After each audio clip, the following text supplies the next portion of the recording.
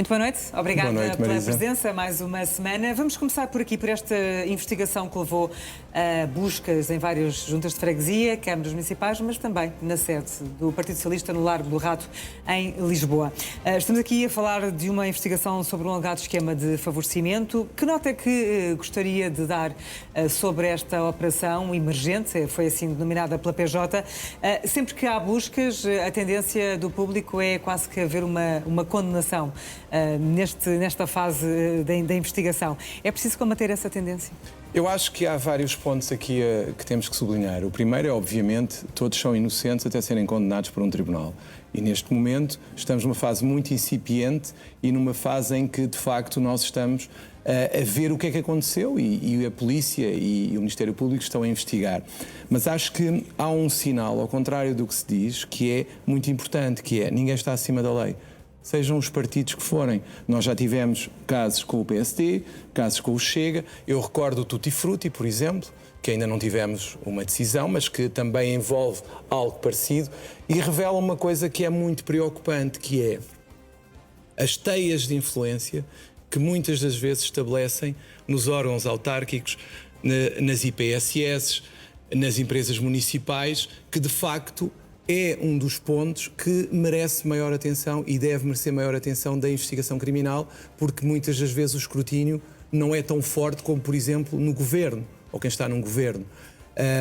Creio que o que é mais importante aqui é separar o trigo do joio e dizer que não é por haver pessoas que podem ter feito algo ilegal que os socialistas são todos, perdão a expressão, corruptos. E isso é que as pessoas têm que perceber.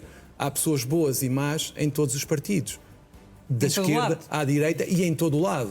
Portanto, esta tendência de dizer que, de repente, porque vão ao Largo do Rato, o Partido Socialista é uma cambada de corruptos, não é verdade. Não é verdade. Até nós sabermos o que é que está a ser alvo de investigação, temos de ter alguma reserva e algum cuidado na forma como damos as notícias e como falamos sobre elas, porque não há condenações na praça pública, só os tribunais é que as podem fazer. Não há condenações, sim, na praça pública é algo que ainda está a ser investigado, mas já sabemos que há 37 arguidos, 5 pessoas foram detidas nesta operação emergente da PJ e em causa estão crimes de prevaricação, participação económica e negócio a propósito da adjudicação de contratos. Estes crimes são relativamente fáceis de provar ou é algo complexo? São sempre difíceis, basta ver o Tutti Frutti, que é uma coisa muito similar, que também aconteceu em Lisboa, como sabe, que envolveu pessoas do PSD e do PS e que, de facto, ainda estamos onde estamos. Ainda não houve nada. Portanto, não são situações fáceis de provar, mas eu quero acreditar que, com o dispositivo que foi montado hoje para não deixar fugir prova, que vai ser possível obter prova de que isto existiu. Mas eu acho que é muito importante dizer que ninguém está acima da lei. As pessoas ficam muito chocadas, dizem, isto é tudo corruptos.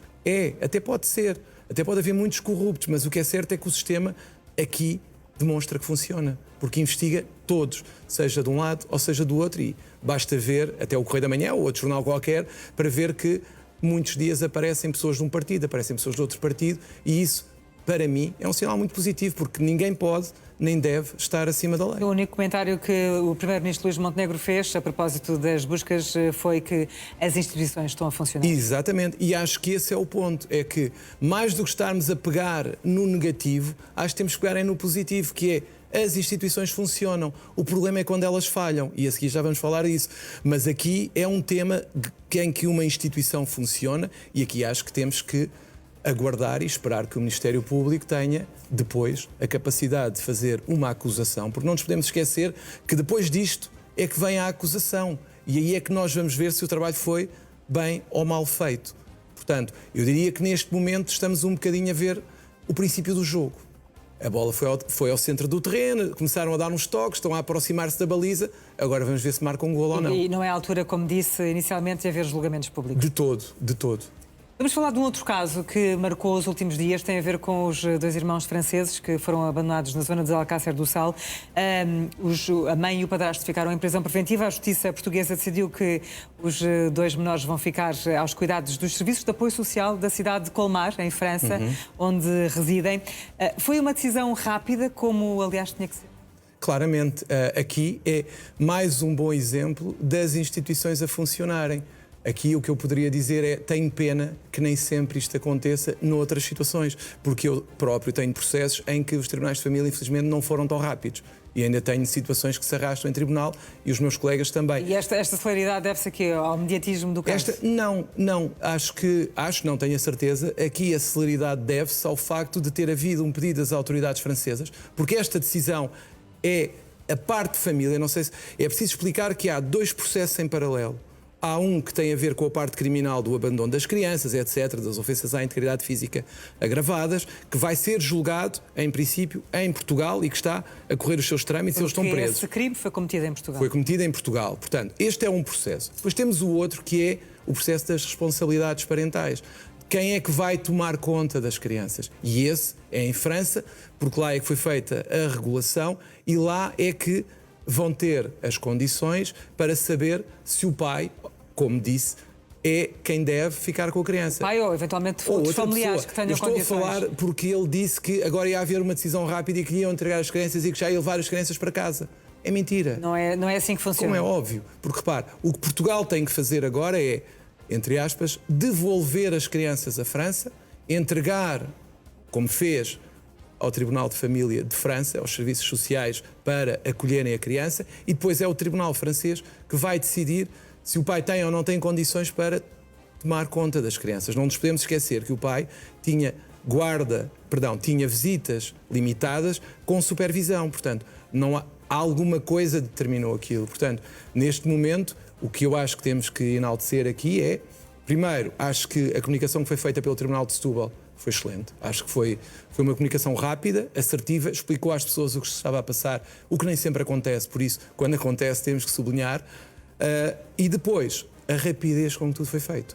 Houve um pedido das autoridades francesas e não foi mais rápido porque, com fins de semana e outras coisas, a coisa demorou um bocadinho mais, mas temos que enaltecer, neste caso não houve morosidade e houve rapidez do Tribunal na decisão de devolver a França. E apesar destas duas pessoas, mãe e padrasto, serem franceses, o mais provável é que haja um julgamento em Portugal. Eu acho que sim, porque, repare, a prova está toda aqui. A prova está toda aqui. Portanto, por que razão é que haverá de ir para a França? Mas não quer dizer que não venha. Essa decisão pode acontecer. Agora, não me parece que faça sentido ir julgar em França quando todos os elementos que provam a existência do crime estão aqui. Vamos falar de um outro caso. Neste caso, desta feita, não é um caso de...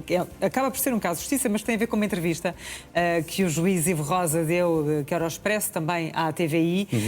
O juiz Ivo Rosa, que foi juiz de instrução da Operação Marquês, para recordar aos telespectadores do NAU, arrasou a acusação do Ministério Público relativamente a esta investigação. Queixa-se nessa entrevista que foram ultrapassados os limites do Estado de Direito. Que comentário é que lhe merece estas palavras do juiz?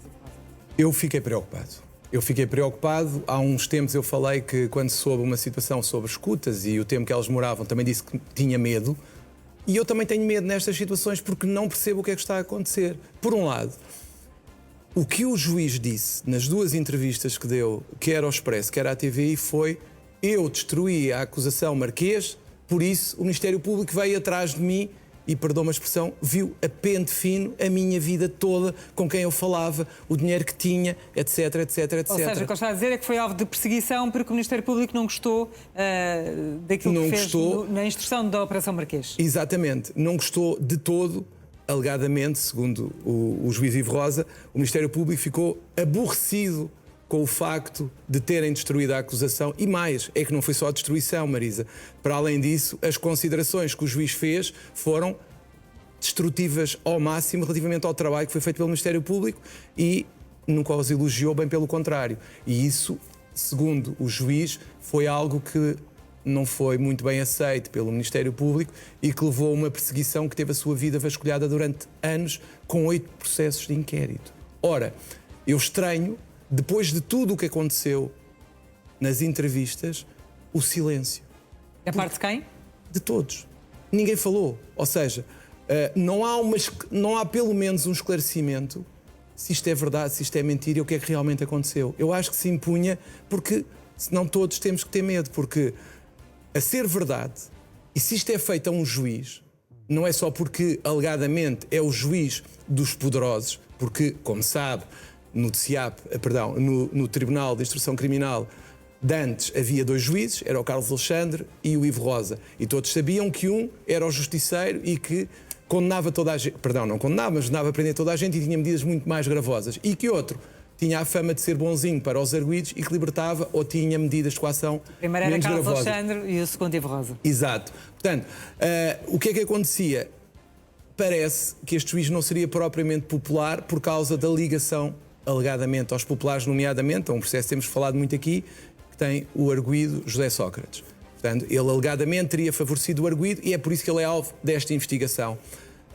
Eu acho que se impunha perceber o que aconteceu, porque se um juiz é alvo de uma investigação deste tipo, pelas razões que ele alega, que eu não estou a dizer que são verdade, atenção, eu só acho é que tem que haver um esclarecimento, não é uma pessoa qualquer.